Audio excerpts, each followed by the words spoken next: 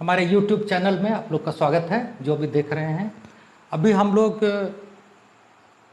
Biological classification जो कि chapter 2 है, स्टैंडर्ड 11 का जो सिलेबस है उसमें चैप्टर 2 है। इसका 3 पार्ट हम लोग कवर कर चुके हैं, ये चौथा पार्ट है। It is part 4 of biological classification which is chapter 2 of 11. We will study a cellular organization under this section. A cellular organization, there are 3: virus, viroid and prion. Virus, viroid and prion.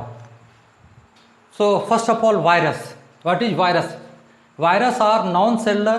वो पहले वहाँ बता ही दिए। ए cellular का मतलब हो गया ए cellular या नॉन सेलुलर कुछ भी है।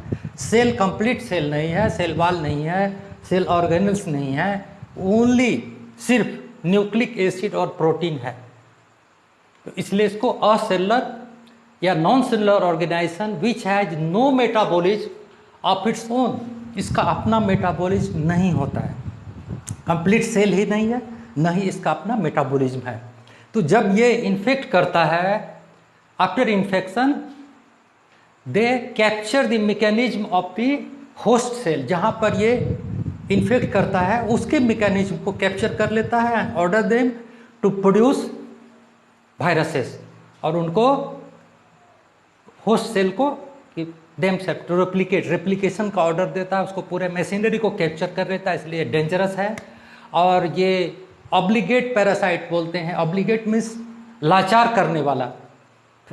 पैरासाइट्स 2 तरह के होते हैं, facultative parasite and obligate parasite. तो वायरस जो है ये ऑब्लिगेट है, ऑब्लिगेट पैरासाइट है, it is not facultative parasite. ये मजबूर कर देता है, लाचार कर देता है पूरे सिस्टम को, पूरे होस्ट को। DJ एवानोस्की 1892, करीब 1900 रख ले इसको, राउंड में नहीं याद आता है। एवानोस्की 1900 ईस्वी के करीब ये जो इन्होंने देखा था, वायरस का पता किया था। वायरस वर्ड जो है भेनम और पॉइजनस फ्लूड, इसको पॉइजनस फ्लूड बताया, क्योंकि ये ज़्यादातर तो इन्फेक्शन ही करता है, इसलिए उसको भेनम भी बोलते हैं। जहर का हुई अंग्रेजी भेनम है, भेनम और पॉइजनस फ्लूड इसको बताया। उसके बाद और भी कई साइंटिस्ट आए, वो अलग अलग तरह से बताए। लास्ट में जो इसका जो दिया गया कि virus is infectious nucleoprotein, infectious nucleoprotein, nucleic acid and protein, यही दोनों का कॉम्बिनेशन है। इसको इस तरह से देख सकते हैं, protein plus genetic material. Genetic material में भी आरएनए और डीएनए आरएनए कुछ भी हो सकता है। तो protein plus genetic material, that is called virus. ये वायरस का साइज जो है बैक्टीरिया से छोटा होता है, इसलिए हमने यहाँ एरो से दिखलाया है। बैक्टीरिया से छोटा वायरस है, और वायरस से छोटा साइज फिर वायरॉइड का होगा, जो वहाँ हम लोग बाद में अभी डील करेंगे।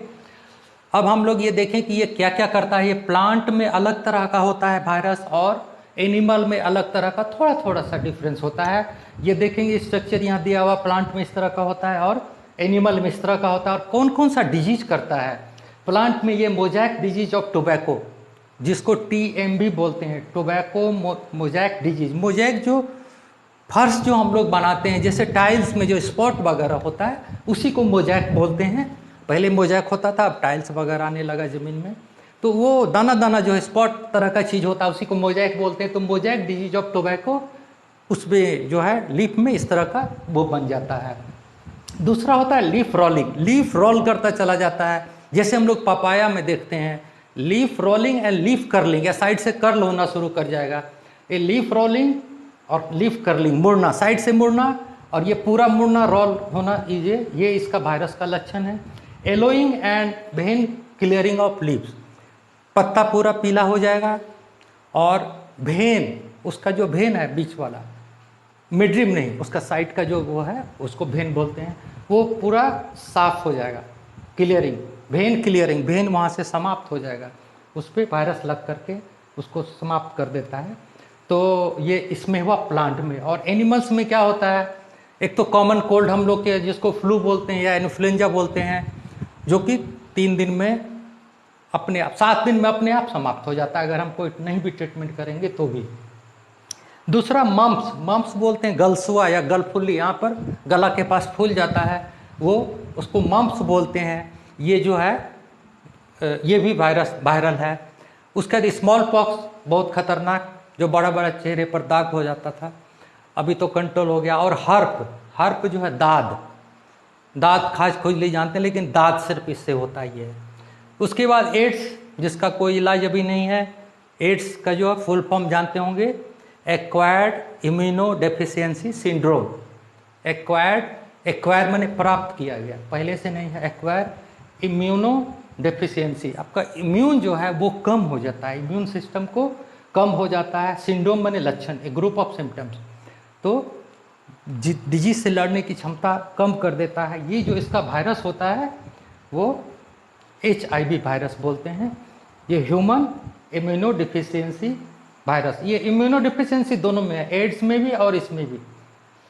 एड्स में इम्यूनो डिफिशियंसी और इसमें ह्यूमन में सिर्फ आई दिया गया, इम्यूनो डिफिशियंसी HIV। ये इस ग्रुप का वायरस होता है। रेट्रो वायरस, ये रेट्रो वायरस ग्रुप का होता है, जो HIV वायरस है और वो एड्स करता है। अब हम लोग ये देख लें दोनों के स्ट्रक्चर में क्या अंतर होता है। यहाँ पर दिया हुआ है, ये स्ट्रक्चर एक बनाया हुआ है यहाँ पर। ये जैसा पहले बताया, प्रोटीन प्लस जेनेटिक मटेरियल, ये दोनों मिलकर के ही वायरस होंगे। प्लांट में क्या होता है, यहाँ पर ये स्ट्रक्चर है और एनिमल का ये है। तो प्लांट में ये इस तरह का, देखिए ये जो कलर है RNA है, ये उसका ये जो साइड से उसको कवर किया हुआ है, ये कैप्सिड उसको बोलते हैं। कैप मीन्स टोपी हुआ, टोपी की तरह उसको कवर किया हुआ है। और जो एक एक यूनिट है कैप्सिड का, दैट इज कॉल्ड कैप्सोमर। कैप्सोमर से मिलकर पूरा एक एक कैप्सोमर है, सारा मिलके कैप्सिड बन गया। कैप्सिड मीन्स कैप, वो कवर किए रहता है DNA मॉलिक्यूल को या RNA मॉलिक्यूल को यहाँ पर। तो ये प्रोटीन कैप है, कैप्सिड। बस इतना ही सा स्ट्रक्चर है इसका। और यहाँ पर देखें हम लोग, एनिमल वाले में क्या होता है, इसमें थोड़ा स्ट्रॉन्ग होता है, ये दूसरे तरह का है। ये इसमें इस तरह का स्ट्रक्चर ये देख रहे हैं, ये बना हुआ है। और इसके अंदर ये, इसमें DNA या RNA जो भी होगा, लेकिन उसका डबल स्टैंड होगा। इसमें सिंगल स्टैंड है, एक ही चीज़ घूमता जा रहा है। इसमें डबल है, एक ये है और एक ये है, इस तरह से ये डबल स्टैंड है इसमें। और RNA या DNA कोई भी हो सकता है, लेकिन प्लांट में सिर्फ RNA ही होगा, RNA का ही होगा और सिंगल स्टैंड होगा। जो प्लांट वाला जो वायरस है वो उसमें ऐसा होगा। और यहाँ पे ये और थोड़ा स्ट्रक्चर, थोड़ा कॉलर है, सीथ है और द टेल है, इस तरह से बना हुआ। ये डबल स्टैंड है, DNA है, RNA भी अगर होगा तो भी, लेकिन डबल स्टैंड जरूर होगा। अच्छा, ये हो गया। अब हम लोग ये देखें कितने तरह के वायरस होते हैं। ये बहुत तरह के हैं। एक तो बैक्टीरियोफेज, मोस्ट कॉमन टर्म है, जो बैक्टीरिया को इन्फेक्ट करता है, that type of virus is called bacteriophage. ये इसी का यहाँ फोटो बनाया हुआ है, ये वाला बैक्टीरियोफेज वायरस, ये दैट इन्फेक्ट वायरस। वैसा वायरस जो बैक्टीरिया को इन्फेक्ट करता है उसको बैक्टीरियोफेज बोलते हैं। बैक्टीरियोफेज सिर्फ वायरस नहीं लगाते हैं उसके, सिर्फ बैक्टीरियोफेज बोलते हैं। दूसरा हो गया ये रॉड सेपेड। ये देखिए यहाँ पर ये रॉड के तरह का स्ट्रक्चर बनता है देखने से। ये सारा जो है कैप्सिड और ये मिल करके, तो इसको रॉड सेप्ड जो है, ये टोबैको मोजैक वायरस, ये यहाँ फोटो दिया हुआ है, ये हो गया। उसके बाद एडेनो वायरस होता है। एडेनो वायरस जो है रेस्पिरेटरी इन्फेक्शन, रेस्पिरेटरी ट्रैक्ट में एडेनो वायरस होता है। रेस्पिरेटरी ट्रैक्ट में अभी कोरोना वायरस भी हम लोग का है, वो रेस्पिरेटरी ट्रैक्ट को डैमेज कर रहा है, तो वो एडेनो वायरस होगा ये। उसके बाद रेट्रो वायरस जो बताए, एड्स करता है, HIV ग्रुप, HIV का जो है ग्रुप है उसका रेट्रो वायरस। उसके बाद एक रोटा वायरस होता है, जो बच्चों को, छोटे बच्चों को इंजेक्शन भी, इम्यूनिटी डेवलप करने के लिए दिया जाता है, वो रोटा वायरस का ये होता है इंजेक्शन, वैक्सीन। अब हम लोग, now we have covered virus. इसमें 3 चीज, virus, viroid and prion. Virus हो गया, अब वायरॉइड के बारे में हम लोग डिस्कस करेंगे। Viroid, a piece of infectious nucleic acid और a closed circle of free RNA। इसमें क्या होगा, ये कैप्सिड नहीं होगा, ये जो कवरिंग है, उसका कैप है, जो कैप्सोमर है, ये नहीं होगा, सिर्फ अकेला नेकेड जो है न्यूक्लिक एसिड होगा। A piece of infectious nucleic acid और एक close circle of free RNA. Free RNA है वो सर्किल बना के, घेरा बना के इस तरह से रहता है, इसलिए तो उसको हम लोग वायरॉइड बोलते हैं। तो इसमें कैप्सिड नहीं होगा और लोअर मोलिकुलर वेट का आरएनए जो है, जो उसका मोलिकुलर वेट होगा, जो उधर इसमें है वायरस का जो आरएनए है और इसका मोलिकुलर वेट कम होगा, कैप्सिड नहीं होगा और ये प्लांट को इन्फेक्ट करता है। थायराइड जो है एनिमल में नहीं करता है। जैसे एग्जांपल है potato spindle tuber disease, potato में ये स्पिंडल ट्यूबर डिजीज करता है ये। इसके बाद प्रायोन एक आया, प्रायोन भी है, ये प्रोटीन का मोलिक्यूल है, ए प्रोटीनेसस इन्फेक्शस एजेंट, ये जो है प्रायोन है, PR से protein, A proteinases infectious agent made from abnormally folded protein and that resist proteinases। जो एबनॉर्मली अगर फोल्ड कर गया प्रोटीन, एबनॉर्मली अगर उसका फोल्डिंग हो गया तो ये डेंजरस हो जाता है, इन्फेक्शस हो जाता है और ये प्रायोन बना लेता है। और ये क्या करता है, ये प्रोटीन को ही डैमेज, प्रोटीनेज जो है एंजाइम है उसको, जो एंजाइम जो ब्रेक डाउन ऑफ प्रोटीन करता है that is known as proteinase, तो प्रोटीनेज को ये काम नहीं करने देता है, उसको वो रोक देता है, तो फिर प्रोटीन की डिफिशियंसी हो जाएगी। इसलिए ये भी एक सीरियस ही है प्रायोन। उसके बाद so now we have covered virus, viroid and prion. एक लाइकेन भी दिया हुआ है इस चैप्टर में लास्ट में, हालांकि ये ए सेलुलर में नहीं आएगा क्योंकि ये तो एल्गी, फंजाई एंड एल्गी का कॉम्बिनेशन है, ये तो डबल सेलर हो गया, 2 सेल का कॉम्बिनेशन है। Lichen a type of composite organism which consist of a fungus and an alga और cyanobacteria living in symbiotic association. ये लाइकेन जो है ये सिम्बायोटिक एसोसिएशन है फंजाई एंड एल्गी का। फंजाई फर्स्ट होगा और एल्गी होगा, तो उसका जो है सिम्बायोटिक एसोसिएशन है, इसलिए ए सेलुलर में तो नहीं आएगा, लेकिन ये जो CBSE की बुक है इसमें ए सेलुलर में उसको डील किया गया है। ये तो डबल सेलुलर, 2 न्यूक्लियस दोनों इस तरह से मिले हुए रहते हैं। लाइकेन वर्ड दिया हुआ है, वो इस तरह से कंबाइंड रहते हैं। लाइक माने एक जैसा, लाइक का ही वर्ब से लाइकेन बन गया, तो एक जैसा दिखता है, उसको अलग से देख के कोई नहीं बोल सकता है कि ये कोई 2 ऑर्गेनिज्म उसमें साथ हैं, दोनों का सिम्बायोसिस से 2 मिले हुए हैं, बिल्कुल एक जैसा दिखता है, इसलिए इसका नाम लाइकेन दिया गया है। और इसका जो फंगल पार्ट है उसको माइकोबायोन्ट बोलते हैं और जो एल्गल पार्ट है, एल्गी का पार्ट है, उसको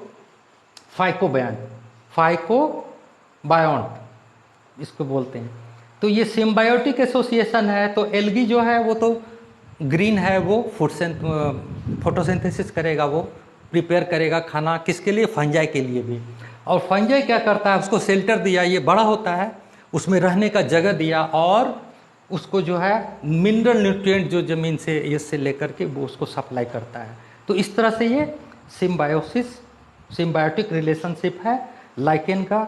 और वायरल जो है, हम लोग बोलते हैं कि वायरल बहुत तेज़ी से कोई चीज़ वायरल हो गया, न्यूज बहुत तेज़ी से फैलता है, इसलिए उसको वायरल बोला जाता है, लेकिन हमेशा ऐसा नहीं होता है। जैसे एड्स है, ये इसका इन्फेक्शन के 5 से 10 साल के बाद इसका सिम्टम नज़र में आता है, तो ये तो स्लो हो गया। और सभी वायरस तो हार्मफुल ही है, लेकिन मनुष्य के लिए जो है कुछ वायरस जो है बेनिफिशियल है, जैसे बैकुलो वायरस, ये उस प्लांट के लिए तो हार्मफुल है, ये बायो कंट्रोल एजेंट में आएगा बैकुलो वायरस, जिसका नाम बैकुलो वायरस का जो है सही ये जो साइंटिफिक नेम है न्यूक्लियो पॉलीहेड्रोवायरस। ये जो है प्लांट को बेनिफिट करता है, ये बहुत से जो उसके इंसेक्ट वगैरह हैं उसको ये नुकसान पहुंचाता है, तो ये लेकिन मनुष्य के लिए बेनिफिशियल है और इसका बायो कंट्रोल एजेंट के रूप में इस्तेमाल हो रहा है। और हाँ, बायो कंट्रोल एजेंट में इसमें हम 2 चैप्टर और जो है उसका यहाँ समरी इसमें ले आए हैं, जोड़ने की कोशिश किए ताकि जब आप वो चैप्टर पढ़ेंगे तो बिल्कुल नया नहीं लगेगा। एक तो है infections, human disease and control, ये 12 के चैप्टर, 12 स्टैंडर्ड 12 के का एक चैप्टर है। और दूसरा एक चैप्टर है माइक्रोब्स इन ह्यूमन वेलफेयर, वहाँ से भी कुछ पॉइंट लिए हैं, जैसे ये बायो कंट्रोल एजेंट, ये सब इसको हम बीच में जोड़ते गए हैं ताकि जब आप वो चैप्टर पढ़िएगा तो बिल्कुल इजी लगेगा और आसान होगा। और आपको ये वीडियो हम लोग का पसंद आया तो इसको आप लोग अगर सब्सक्राइब नहीं किए हैं तो सब्सक्राइब कीजिए और अपने दोस्तों को भी बताइए, अगर अच्छा लगे तब बताइए कि अच्छा वीडियो बना है। Okay, thank you.